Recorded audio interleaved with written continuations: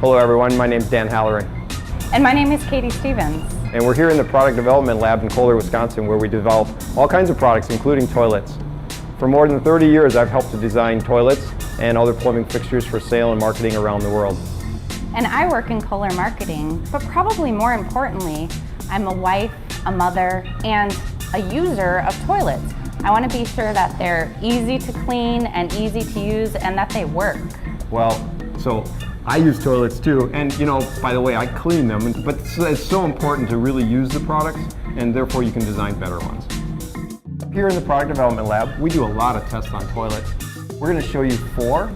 We call it the B.O.L.D, B-O-L-D. B is bulk waste. O is overall cleanliness. L is light waste removal, things that float. And D is does not clog. So we're going to get right at it. So Dan, I have a question. Yeah. I was at a friend's house last week. They were having a big party, bathroom was getting a lot of use, and I walked in and there was something left behind. Ugh. It could have been the guest, it could have been the toilet, I'm not sure which, but why would that happen? And how do we make sure that doesn't happen with the Kohler toilets? Well, so we've got some very specific tests. The one that we do for, well, we call it bulk waste, it's this stuff. Okay. Obviously it's not real poo, I like to call it faux poo. Yep. It's soybean paste. So we're going to test this. How much could possibly be the right amount? We can't just make this up. It must be based on something. Well, it is, in fact. So a number of years ago, there was a research doctor, and we don't know why, but he had the good fortune of studying how much waste people pass per occurrence. And so the average result of this study was 150 grams. In the study, of course, there was someone that did a lot more, and that's 250 grams. So today we're going to do more than twice what everyone really needs. 500 grams, that's 1.1 pounds. Wow. Exactly. So Katie, let's go ahead and do this test. Okay. Here in the lab, everything is always done the same way so that the results are predictable. So this happens to be where people sit. We've studied that too. So Katie, you just put it in like this. You've seen this before. Let's go ahead. So the technician puts the material in, and everything is done very systematically with a stopwatch. In reality, there'd be a little bit of toilet paper added, and then we flush and count what comes out and what maybe doesn't. By the way, I didn't mention it. This is a Kohler Cimarron toilet, and let's just say this is not a Kohler toilet. And you notice right away there's a difference. So Dan, when it comes to overall cleanliness, there's nothing that I hate more than cleaning the inside of my toilet bowl with that nasty scrub brush. I'm with you. Okay, so how do we test for that at Kohler? Sure. So there's an industry test where you take a little fixture like this that makes a mark and a water-soluble pen, and you make a line that goes all the way around the inside interior of the bowl. Okay. You flush it, and you count up any little segments that didn't get washed off. Anything longer than a ½ inch is a failure, or 2 inches or more in total is a failure. Okay. Now, let's do that test here, and then I'll tell you that in truth, because we have the aqua piston, Kohler patent that nobody else can have, we basically always ace the test. And I'll show you that right now. So that's a fantastic wash. Wow. That's kind of why it's exciting to work in product engineering.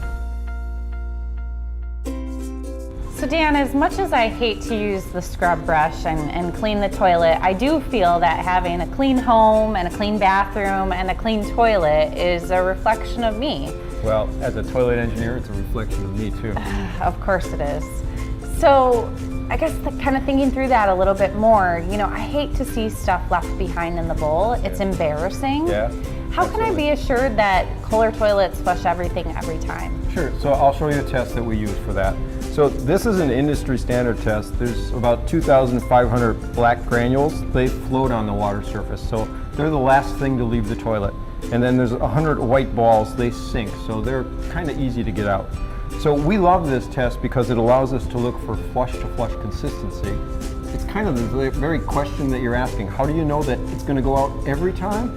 And in particular, how do you know that the stuff that's kind of at the end is going to go out? Right. So this test allows us to really kind of dwell on that and look at it and look for consistency and light waste performance. So by the way, this is the L test, light waste removal. So Katie, let's go ahead and dump them in. All right. And then we'll flush both of them and see how they go. Ready, set, go. Now, wow. on this Kohler product, we did well. There's 2 granules out of 2,500, nearly perfect. On this competitor's product, it didn't do quite as well, and you might have to consider flushing it again.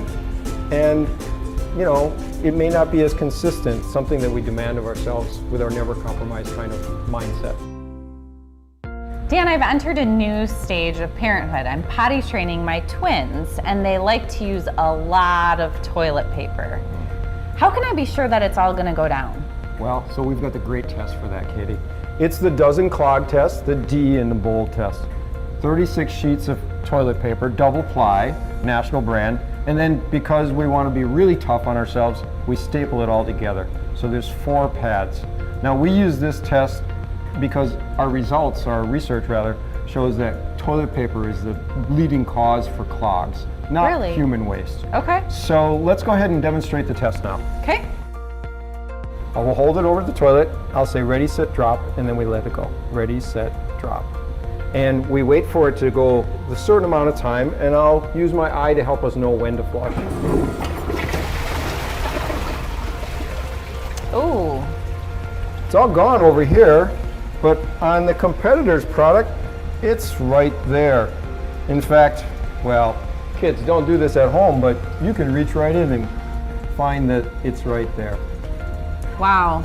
So if that's what you don't want, That's exactly what I don't want.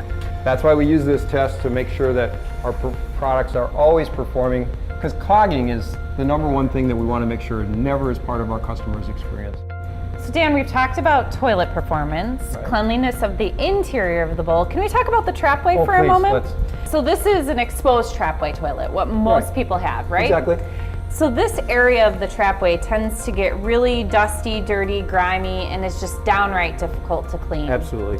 We have several skirted toilets in the Kohler lineup. Tell me a little bit about that. Sure. So this attachment system, you notice all there is this tiny little exposure. What happens behind it though is what's really important. Okay. So we have a patented system, and in that system the trapway has a cam that actually clamps the toilet down to the floor, but the installation is super easy. Okay. So we made it easy to install, but it actually works better than any other skirted system and has tiny exposures.